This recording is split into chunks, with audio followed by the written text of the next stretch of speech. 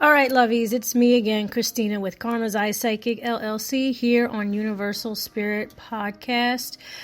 Today, we are going to be talking about my blog that I wrote about my childhood haunting. I was around the same age, about 8 years old, when I had this, encounter.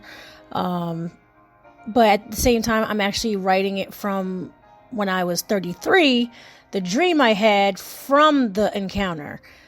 Because when I was 8 years old, there was a lot of weird metaphysical, spiritual stuff happening. So I really could not really understand. I really could not really piece it together. I couldn't articulate it. I really just did not know what was happening when I was 8.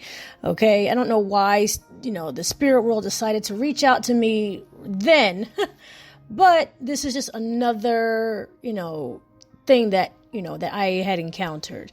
So I'm just going to go bit by bit and give a little bit of a backstory of my childhood haunting. This was not an actual physical haunting.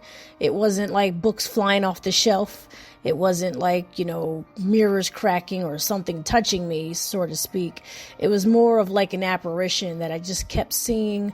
I would see it in awake. I would see it in my sleep. It was very consistent, very clear as to it being the same all the time, just not understanding how to communicate, not knowing, why it was following me in particular. And there was really no trigger as to when these would occur. They would just be random encounters.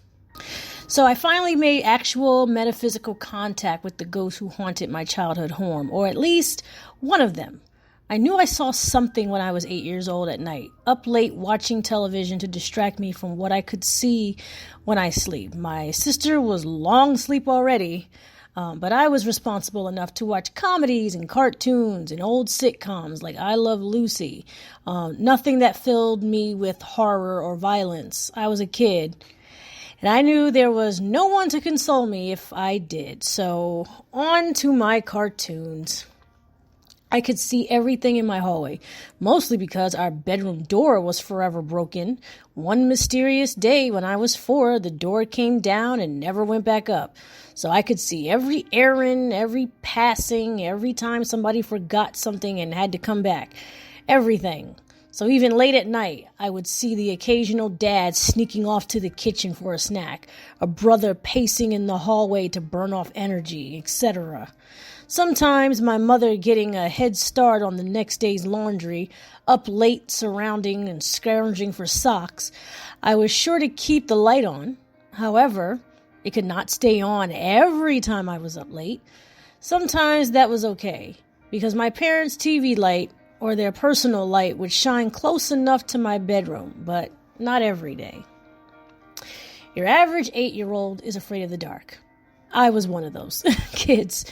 Hallucinations of the things seen on television, a wild imagination, fear of a certain animal or whatever monster are the general worries. I don't remember seeing monsters, yet I was still afraid of the dark. I was afraid of the silence. A child always has a sense of being watched, hovered over, or supervised. These feelings are comforting and regular and expected. No need to fear when someone is watching you, right? The next night, I saw her. Everyone had ran their errands to the kitchen, the laundry, the bathroom, etc. Quiet and dark, everyone slept on. The television running again, like my mind being entertained by the ridiculous cartoons. I felt good to enjoy this alone. Nobody to laugh at the noises I made when I was tickled with joy. Little did I know I was entertaining a silent audience. She appeared slowly, head to toe in the doorway, back towards my staircase. Her hair is what I noticed the most on this hollow and freezing ghost. Her dress was of a darker color, but her skin white. But her hair was wrapped in 2 buns behind her face, as neatly as she could, I guess. It must be trouble having that much hair to manage. Her face looked concerned and pitiful at the same time. I could tell she had secrets and knew a few herself. She seemed to always be aware of me, but I just met her that night. She indicated to me that nobody was to know she was there, as if she had always lived like this, in fear. Her energy had some relief, like coming out of the rain, and she got to enjoy this blurry manifestation of herself just for a moment. I tried to pretend she wasn't there. I tried to cover my eyes over my blanket. I tried to find something to watch to distract me from this image. I tried to turn on all my lights to chase away the dark. And she remained there. The light did not frighten her, only my declaration of her presence to anyone else, like her secret. Of course, when I told someone I saw her, I was just lectured about staying up late and watching things that were bad for me, blah, blah, blah, blah. Typical human behavior, I guess. Anyway, 25 years later, she appeared to me again, this time in a dream. I saw myself in a basement, grayish blue in color, dripping water with mice running around, many people, mostly female, scurrying and doing chores, yet no one was shooing the mice away or cleaning up the water. A crowd of women thinned out, and there was, she said her name was Beatrice, and she looked at me in relief, almost with intention, like she knew I'd show up. The rolled buns in her hair, upright, dirty, blonde in color, her dark grayish dress tucked perfectly, freckles on her face, medium build, not like the others who were far smaller in size.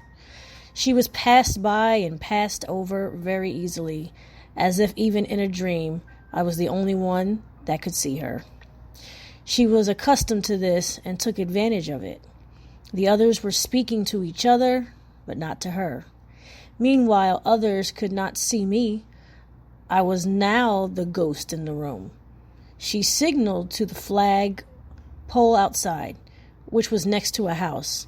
Soon enough, the flagpole disappeared and ended up on the top of the house. Physically impossible in waking life, but a metaphor for sure. Wherever underground place I had been replaced, covered up, or converted into something else. I remembered in my outside rec room as a kid, there was a grayish blue paint on the walls, and underneath was a trap door with stairs that led to really a dead-end wall. Very unusual, I had always thought. It was a room I was always interested in, but was never allowed to access it somehow. But spirits always find a way to communicate. My dog, German Shepherd, Samson, had torn apart a wall under my staircase. Maybe not a coincidence, but he had discovered unusual patterns in the floorboards.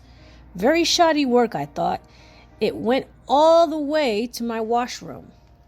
This is where our washer and dryer had malfunctioned many times, many mishaps, and had created a permanent dip in the floor.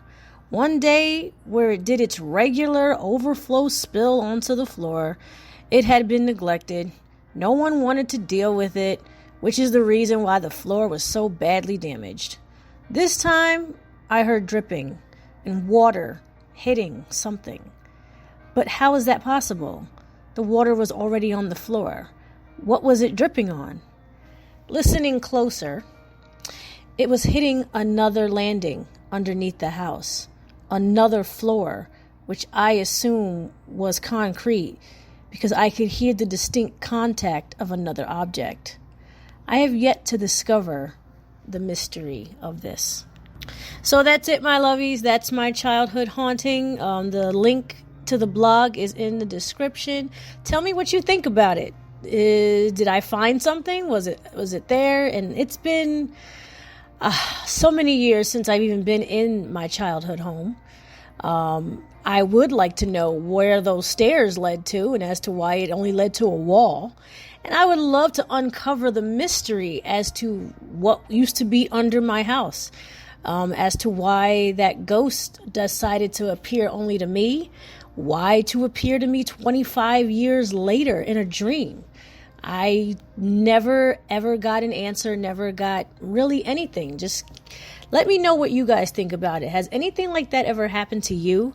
Just run into a spirit just over and over again in life, and just being followed or haunted or being chased, or maybe you're supposed to solve a mystery or whatever? Let me know.